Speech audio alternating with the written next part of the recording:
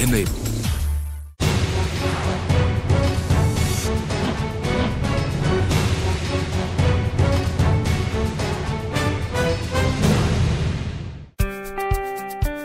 The Institute of Chartered Accountants of India organized the ICAI International Conference in Mumbai recently. This was a platform to discuss the convergence and sustainability of the accountancy profession in the digital era. The two-day event brought together leading professionals, experts and members of ICAI from across India to deliberate the changing role of CA professionals in the disruptive era.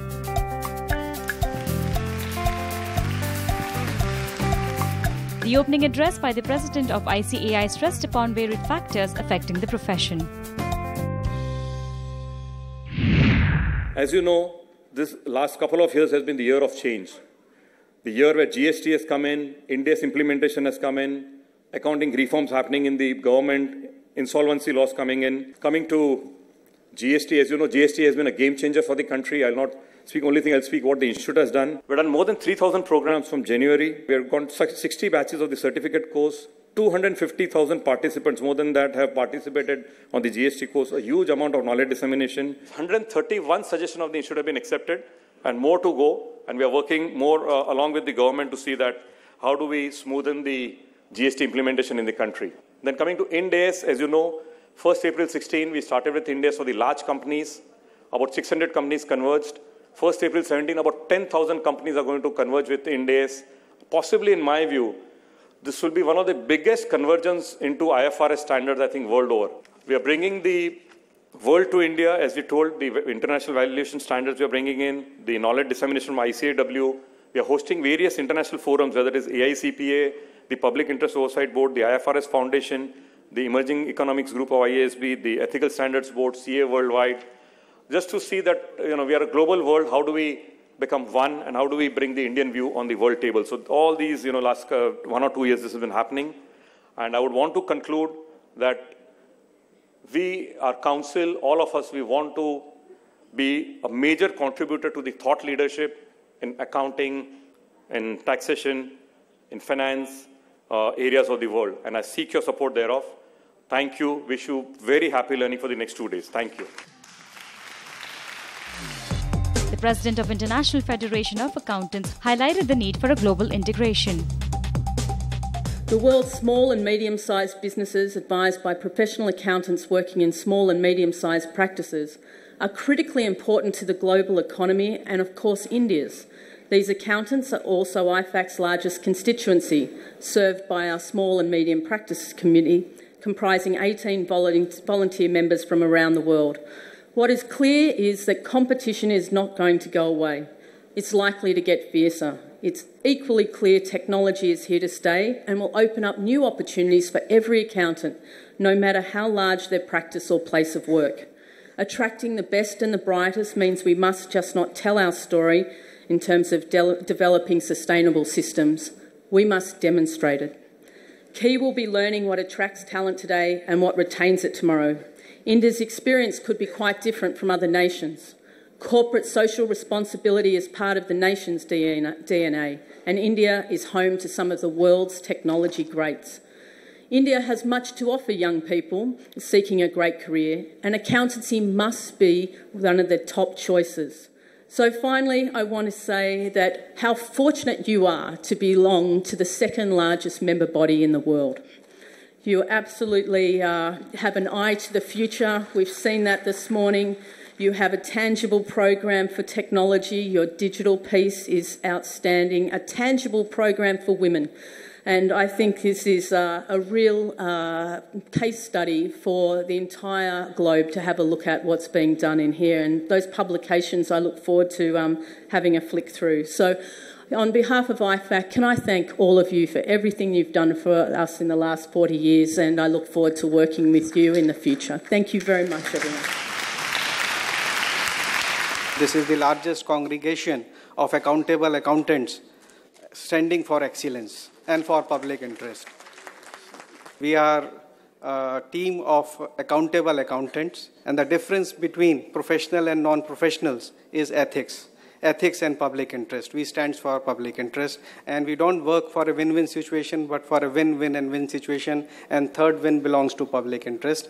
We are guardians of public interest and continue to perform our duty very well. Nation building and public interest inspires us, and we are recognized in this nation as partners in nation building, and we are continuing to do that job very well. We have been working in digital era, and digital era is not new to this accounting profession. This accounting profession has been spearheading the technological advancements in this nation and across the globe. Today we are talking about mobility, big data, blockchains, we are talking of robotics, artificial intelligence. Those are not difficult, but yes, sophisticated, and it needs a lot of learning, and this is the most opportune moment platform to do all those things. We are in the presence of galaxy of stars, in the presence of thought leaders from all across the globe to take us through this journey of perfection and journey of evolution, the journey of what I can say, excellence.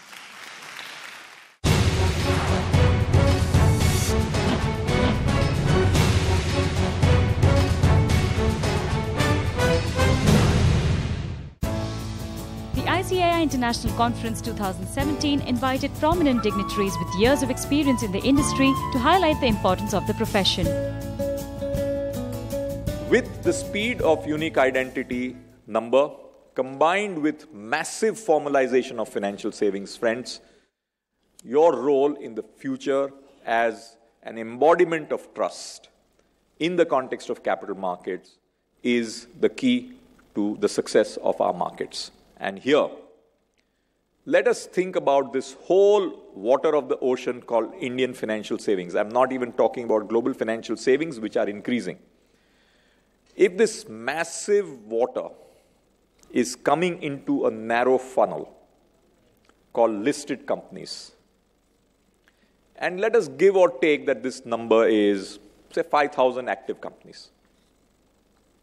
So all the water of the ocean is going narrowly into these 5,000 companies.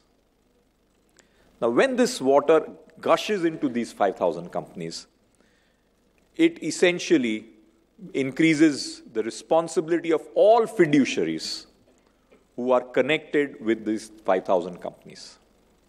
And how is it that we will take care of this fiduciary responsibility to ensure that monies of savers across the length and breadth of India, which is increasing by the day, is coming into this narrow funnel of only 5,000 companies.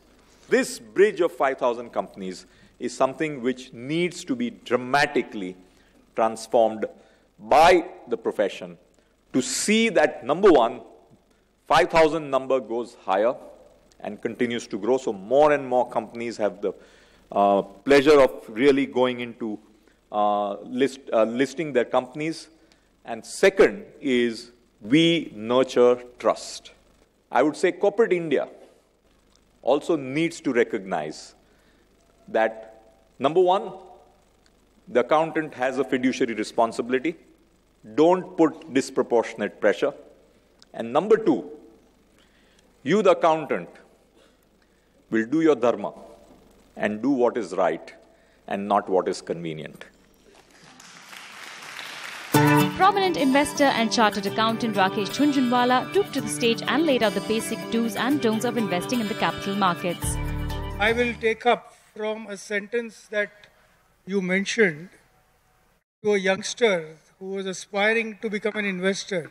He asked you that what formal education should I take up to become a successful investor. And you mentioned that I would suggest CA better than MBA and also a CFA.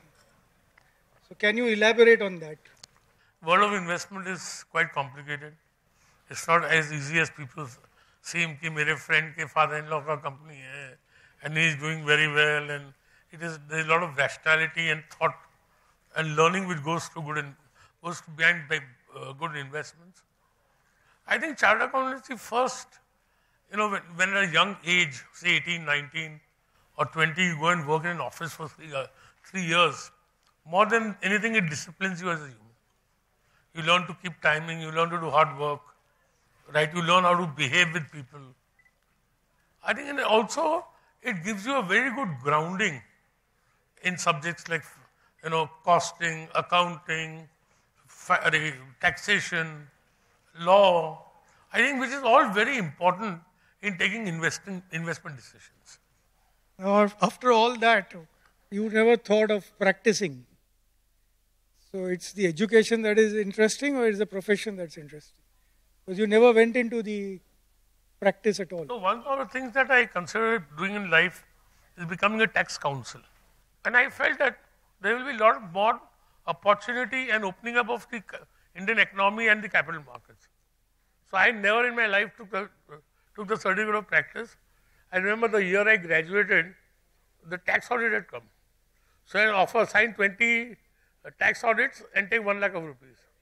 I said, better I'll print Tata Steel shares and sell them. No? What would you recommend to aspiring investors in this audience if they have a full-time profession and they have to invest? Well, my hair are grey, but unfortunately investing is a profession which like whiskey gets better by age.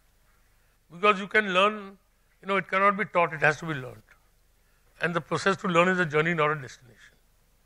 So you have to, to learn investing means I never learn it completely. I have much learned, but much unlearned. So my recommendation for people who are not full-time investors, first is an attitude. What is advantages, right? And don't bloody think this is a risk course. And Warren Buffett said, the first principle is your money should be safe. And the second principle is don't forget the first principle. Different formats of discussions took place at the conference, wherein several topics of financial growth and accountancy were conferred upon. All models have their respective pluses and minuses. We have the example of Chinese meltdown and the Asian financial crisis of late 90s, which in part resulted from heavy investment in infrastructure creation, which ceases to provide positive returns beyond a point of time. Or too much of reliance on the export growth has also led to the disasters which we have seen across the globe. Perhaps we might want an equitable mix of all, growth led by increase in domestic consumption, investment in infrastructure, and manufacturing. Disruption being the only constant in the evolving digitized world, eminent professionals in the accounting industry spoke on the relevance of accounting in a disruptive era. So when we deal with the accounting in disruptive era, I personally feel that this is an era in which maximum disruption has come in. Not only because of the accounting standards by way of IFRS, because 20 years back or 25 years back, nobody could have thought of the complexities in the accounting transactions that we have today. None of us thought service concession or agreements, basically. Speakers highlighted several facts on the goods and services tax, of how the tax could ensure competitiveness, transparency and growth. We in the government feel that we should be responsive, and therefore whenever any problems are informed, we should take care of those problems at the earliest without delaying much time. So therefore in each council meeting, the 23 council meetings have been held so far, and in between we have a delegated kind of thing called GST Implementation Committee, which takes care of the day-to-day situations when the council is not sitting. So the call which has been taken by us is that we should be responsive, and wherever problems are informed, we should resolve those problems. Discussions on strengthening public finance through accrual accounting also took place. The Indian government, by way of provisions of the Constitution, has prescribed a very gradual basis to develop government accounting system with an accompanying body of rules. There is a kind of commitment in the government to moving towards better disclosures, an accrual system, and therefore they have been on this exercise, since a very long time. And from our experience, what we get to learn from other countries is that budget and accounting systems are totally closely linked to each other, And therefore, it is desirable to have the kind of concomitant reforms in the budget and accounting systems if the government was seeking the full benefit of the reform in its account system. Accounting and economics are not really at odds in any way on this. In accounting, we take accrual information for granted. But in principle, so do economists. If you look at the national income statistics, for example, whether it's the European system of accounts or the system of national accounts, economic statisticians also run accrual-based information. Past president of ICAI highlighted the need to empower small and medium practitioners for healthy growth of accountancy profession. Asia is a region which is said to be the region where there is going to be the entire set of activities to happen in the 21st century, and Asia is supposed to be dominating the 21st century. And given this background, even in Asia, we have a large number of SMEs being serviced by SMPs. So this thought process on building up the competencies of SMPs to service better the SME segment is going to help and strengthen the economy to a very large extent.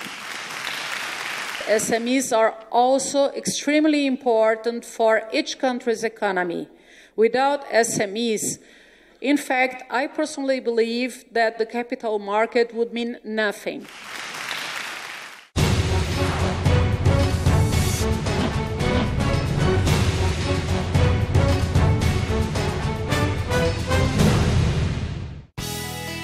The Institute of Chartered Accountants of India successfully gathered influential leaders from different fields of finance, business and accounting.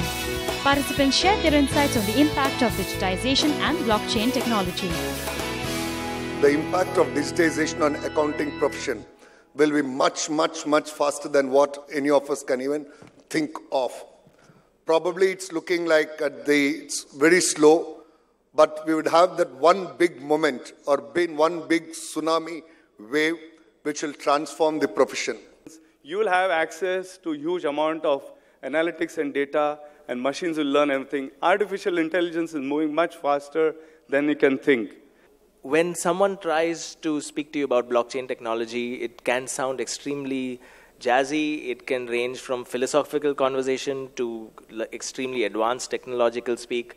But at its core, it's nothing but distributed ledger technology. And we've heard throughout the conference about the impact of technology, and that continues to grow exponentially, and it impacts our profession in so many ways.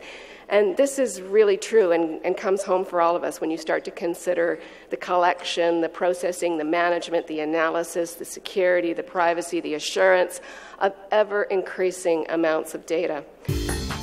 The event concluded with a final panel discussion where eminent professionals shared their experience in dealing with changing landscape of the capital markets. Navneet, great run for the domestic institutional investors. They are the ones who are really driving the capital markets, the IPO market in the country, and giving huge exits to the foreign investors also this time around. How do you keep your sanity at a time when there's just so much paper coming in the market, there's so much euphoria? How do you make the correct investment decisions at this point? Thanks, Nisha. In fact, the total amount raised this year through IPOs, and if you add QIPs and offer for sale, then I think it goes to almost 1,30,000 crores. So we are creating another record of sort. We have come a very long way today, and the quality of IPOs that are there are significantly different. So regulations have improved very significantly. The scrutiny, whether it's the media, whether it's the public scrutiny, have improved significantly. The accounting and disclosure standards have improved very significantly. That's the main reason I feel very positive that over a longer period, capital markets have a long way to go. So Gautam, you've been around for so long. You have several investments in listed companies as well. How big a role is that transparency, standardization, is that playing in formulating the investment decisions for an investor who is coming from a foreign land? There has been some improvement in the levels of transparency and governance. It's percolating down to the mid-market as well. But the way we think about it as foreign investors is it's not enough for the numbers to give a true picture. What is more important is what's going to be the quality of earnings and the sustainability of the earnings stream over time, which is hard to decipher by purely looking at the audited financials. The ICAI International Conference of 2017 gave an opportunity to chartered accountants from across the country to learn new trends from Star Wars. The event ended on a high note with participants enriched with knowledge that can be implemented in their practice.